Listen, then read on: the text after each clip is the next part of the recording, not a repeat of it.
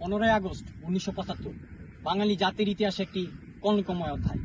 1975 সালের এই দিনে বঙ্গবন্ধু শেখ মুজিবুর রহমান ও তার পরিবারের আত্মীয় স্বজনদের নির্মম এবং নৃশংসভাবে হত্যা করা হয়।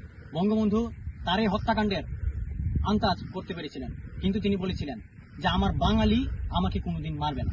বঙ্গবন্ধু গর্ব করে এই কথাটা বলেছিলেন, কিন্তু বাঙালি নামে কিছু বিশ্বাসঘাতক শেষ পর্যন্ত বঙ্গবন্ধুকে নির্বংশ করার জন্য তার পরিবারের 18 জন সদস্যকে নির্মমভাবে হত্যা করে।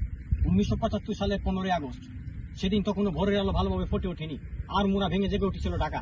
জাতির পিতা সহ পরিবারে ঘুমিয়েছিলেন ধানমন্ডি 32 নম্বর সড়কের 677 নম্বর বাড়িতে।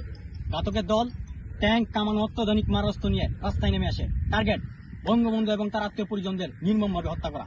আনুমানিক ভোর 5:30 দিকে বঙ্গবন্ধুর বাসভবনে আক্রমণ শুরু হয়। মেজর মহিউদ্দিন, মেজর হুদা, মেজর পাশা, মেজর নূরের নেতৃত্বে বঙ্গবন্ধুর বাসভবন ঘেরাও করে ফেলে। জোর করে খুনির দল বঙ্গবন্ধুর বাড়িতে প্রবেশ করে। তখন ভোরের আলো অনেকটা পরিষ্কার।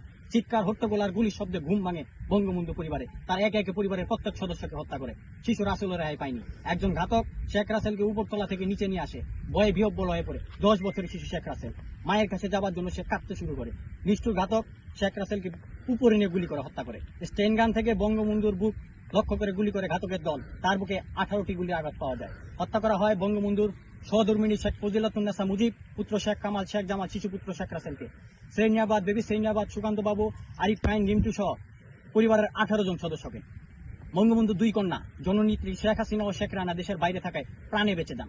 মাত্র 3.5 বছরের শাসনামলে বঙ্গবন্ধু স্বাধীন রাষ্ট্র অগ্রযাত্রা ভিত্তি নির্মাণের কৃতিত্বের পরিচয় দেন।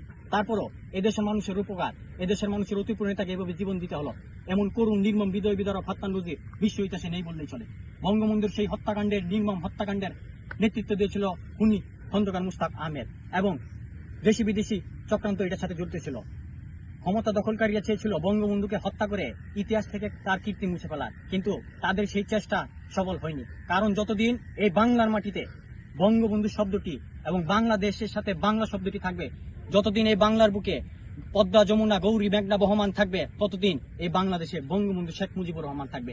আজকে এই 24 আগস্টের পর যারা নির্মমভাবে আমাদের মুক্তিযোদ্ধাদের উপর আঘাত করছেন, যারা মুক্তিযোদ্ধাদেরকে বিভিন্ন মব সৃষ্টি করছেন, যারা বঙ্গবন্ধু ধানমন্ডি 32 বাড়ি ভেঙে মনে করছেন যে বঙ্গবন্ধুর ইতিহাস মুছে ফেলবেন, যারা আমাদের আওয়ামী লীগের বিভিন্ন কার্যক্রম নিষিদ্ধ করে আপনারা আমাদের বঙ্গবন্ধুর আওয়ামী লীগকে আপনারা দাবিয়ে রাখতে চান, এই আওয়ামী লীগ হলো বঙ্গবন্ধু শেখ মুজিবুর রহমানের আওয়ামী লীগ। এই আওয়ামী লীগ মাওলানা ভাসানীর আওয়ামী লীগ। এই আওয়ামী লীগ হোসেন শহীদ সোহরাওয়ার্দীর আওয়ামী লীগ।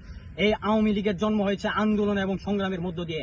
আজ পর্যন্ত এবং ভবিষ্যতেও কোনো দল আমাদেরকে দাবিয়ে রাখতে পারবে না, এবং আমরা আমাদেরকে যত পদানত করা হবে আমরা আরো দ্রুত গতিতে বঙ্গবন্ধুর আদর্শে এগিয়ে চলব।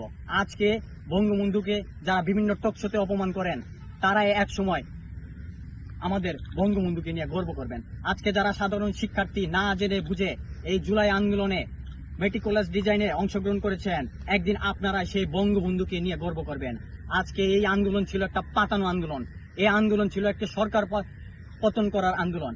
যে আন্দোলন হওয়ার আগে জননেত্রী শেখ হাসিনা যে কথাগুলো বলে গিয়েছিলেন, সেই কথাগুলো হারে হারে ডক্টর ইউনূসের এই 1 বছরের শাসনামলে তা প্রমাণিত হয়েছে। নির্মমভাবে শিশুগুলাকে হত্যা করা হয়েছে। আজকে শিশু দর্শন হচ্ছে, এগুলোর বিরুদ্ধে কেউ কথা বলে না। আজকে জননেত্রী শেখ হাসিনা দেশের একমাত্র প্রধানমন্ত্রী থাকা সত্ত্বেও এরকম কোন রকম ঘটনায় ধর্ষণ বাংলাদেশে ঘটে নাই। আমরা বিশ্বাস রাখি যে বঙ্গবন্ধুর আজকের এই শোক দিবসে আমরা শোককে শক্তিতে পরিণত করে তরুণ প্রজন্ম যে জাগরণ ঘটাবো, সেই জাগরণই হবে বঙ্গবন্ধুর স্বপ্ন পূরণের অঙ্গীকার। আমি বক্তব্য না বাড়িয়ে বঙ্গবন্ধু এবং তার পরিবারের প্রতি শ্রদ্ধা জানিয়ে আমি আমার বক্তব্য শেষ করছি। জয় বাংলা, জয় বঙ্গবন্ধু।